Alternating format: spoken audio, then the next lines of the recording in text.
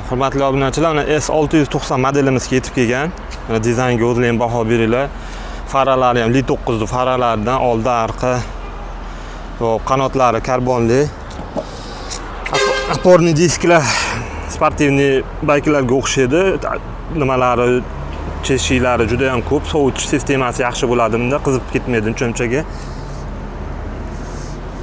Dizaynga o'zlaring baho beringlar. Dugali, dugalari ham baquvvat. Oldi arqa oporniy diski bor, oldi arqa jidkisli tormozi.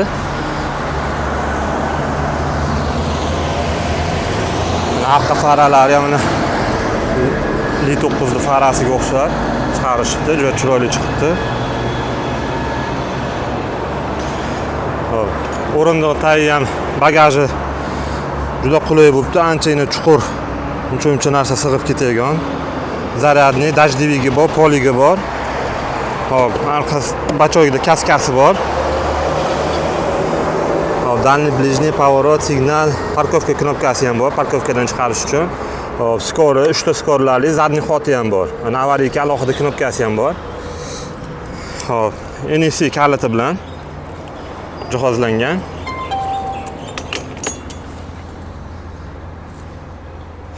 Parkovkani bosamiz. Mana 3-skorda maksimal tezlikda xalostoy holatda.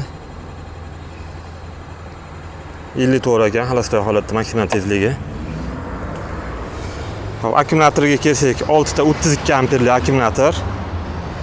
Mana bu kechqurunda mana yonlari ham juda chiroyli yon tovlanadi ekan.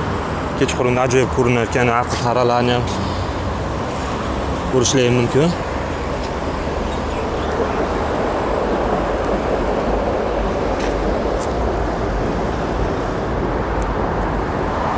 Mana oldida komplektida oynaga ham bor. Mana o'zini to'slagan telefon pastavka, kaska, hamma yog'i zo'r takomillashgan skuterimiz mana keldi. Kimga ma'qul bo'lsa aloqaga chiqib olasizlar, xudo xolasa. Manzilimiz o'sha Sergeli Xonobodda joylashganmiz. 6 soat, 7 soatda zaryad to'ladi. Bitta zaryadda 60, 70, 80 kilometr yurib beradi, xudo xolasa.